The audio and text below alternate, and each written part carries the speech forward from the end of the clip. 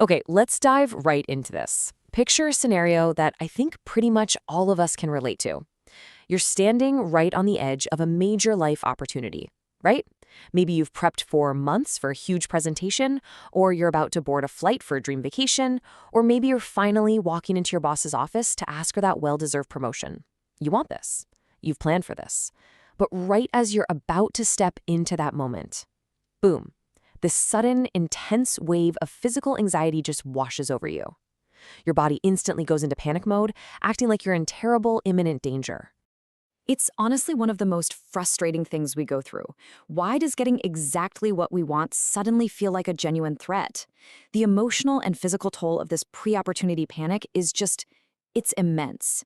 You want to speak up, you want to travel, you want to lean into your own personal growth, but in that split second, it feels like this massive, unscalable brick wall has just dropped right in front of you. It completely robs you of the joy and the presence you deserve in your career and your life, leaving you feeling totally paralyzed when you really should be feeling empowered. So, first things first, we need to completely validate this feeling. It is very real. If you've ever felt like fear was a wall you just couldn't climb, you are absolutely not alone. And it is definitely not just in your head. But to truly move past this, we need to take a calm step back for a second. We really need to look at what your body is actually doing when these scary moments hit. So, the crucial point is, when you're about to step into a big moment, your body readies itself for action. Your heart starts racing. Your palms, maybe your armpits start sweating. You feel a sudden tightening in your chest, that undeniable heavy pit in your stomach, and just a massive rush of cortisol flooding your system. Your body is quite literally vibrating with energy. But here is the biological plot twist that changes everything. That racing, agitated physical state, it's the exact same physiological state as excitement. I really want you to let that sink in for a second. Fear and excitement, they aren't opposites in your body. They are the exact same physical experience. Your racing heart honestly doesn't know if you're running from a bear or if you're about to ride a roller coaster.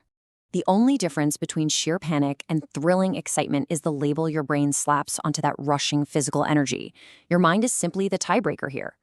When you're afraid, your brain misinterprets that physical agitation and labels the energy as a threat. It's screaming, "Get out of here." But when you're excited, your brain takes that exact same energy and labels it as an opportunity, telling you, "Oh, wow, this is going to be so cool." And this completely explains why being told to just relax or calm down is absolutely terrible advice.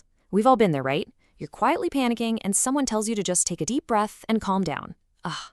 Not only is it deeply frustrating, but research actually shows that trying to force positive thinking or actively ignoring the feeling of fear actually intensifies it.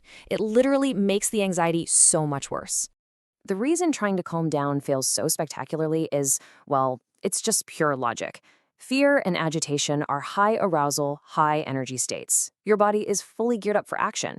Calmness, on the other hand, is a low arousal state. It's physically impossible to force your amped up body to instantly downshift into feeling totally relaxed. Your body and your brain are in a complete mismatch. Think of it like this metaphor. Trying to force calmness onto a panicked body is basically like trying to stop a speeding train by throwing a huge boulder onto the tracks. It doesn't magically stop the train's momentum, it just causes a total disaster where the train violently jumps the tracks. When you try to fight that physical energy, you don't calm down, you just escalate into a full-blown mental panic. So we really need to pivot to a completely new, incredibly empowering perspective. If you can't stop the train, what do? Well, you don't stop the train, you simply give it a new destination. You gently redirect this massive physical energy instead of fighting a losing battle against it. You use the body's natural momentum completely to your advantage. To actually do this, there's a simple 4-step manual override you can use to interrupt the panic loop before it even has the chance to escalate.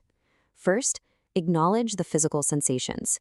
Don't fight the sweaty palms or the racing heart, just notice them. Second, count backwards from 5. 5, 4, 3, 2, 1. Third, immediately insert what we call an anchor thought. And fourth, say aloud or even just in your head, "I am excited." And this brilliantly illustrates why counting backwards, 5, 4, 3, 2, 1, works. It acts as a physical switch. It pulls your focus entirely away from the emotional center of your brain that's panicking, and it physically awakens your prefrontal cortex, the logical part of your brain, so you can regain control.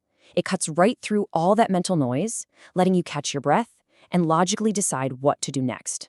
Okay, so once you've awakened your logical brain, you move to step 3, inserting your anchor thought. Now, this can't just be some random generic happy place like, visualizing a beach sunset. It needs to be a specific, pre-planned mental picture of a future moment that's directly related to the event you're facing. It should be a vivid image of a destination that brings you feelings of deep relief, profound pride, or true joy. So for example, let's say you're flying back home and you're absolutely terrified of turbulence. Your anchor thought isn't just the plane landing. It's a specific image of walking on the shore of Lake Michigan with your loved ones. Or if you're dreading a really tough talk with your boss, your anchor thought is the exact feeling of picking up your phone right afterward, calling a friend and saying with immense pride, "I did it and it went so well." Visualizing the destination like that helps you completely override the fear of the journey itself. Then comes the final step, and honestly, this is where the psychological magic happens. You say the phrase, "I am excited." Think about why this works so beautifully. Your brain is desperately searching for a reason why your heart is hammering away in your chest. If you try to tell yourself, "I am calm," your brain just rejects it. Because, well, you clearly aren't. But because your body's energy perfectly matches the physical feeling of excitement, saying, "I am excited," while holding that anchor thought gives your brain a logical, completely believable reason for the racing heart. It instantly transforms that fear into fuel. Let's look at how this actually plays out in the real world. Think of the women who have conquered major bucket list fears using this exact method. Mel used it backstage right before walking out to an audience of 7,000 people, turning her racing heart into pure leadership energy. Carol used it to conquer her paralyzing nerves so she could finally give a presentation to her nursing colleagues. And Sarah? She went from being completely petrified of commercial flying to absolutely loving a Hawaiian helicopter tour. They didn't eliminate the physical surge, they literally just changed the label. What this ultimately reveals is a deeply intimate and really empowering truth. You are the architect of your thoughts. You may never be able to fully control that initial pit in your stomach or stop that immediate rush of energy when a high-stakes challenge pops up. That is just your body being human. But you have absolute authority over what you choose to do in the very next second. So the next time you feel that surge, please don't shrink back. And definitely don't try to force yourself to calm down. Just remember these simple steps. Acknowledge the feeling, count backwards from 5 to wake up your logical brain, visualize your anchor thought, and boldly declare to yourself, "I am excited." Seriously, use this exact tool to reclaim your power the next time your body tries to trick you into believing you're in danger. Which leaves us with one final, really reflective question to consider for this explainer. Think about the dreams you've put on hold and the chances you just haven't taken. What incredible opportunity will you finally step into now that you know your fear is really just excitement in disguise?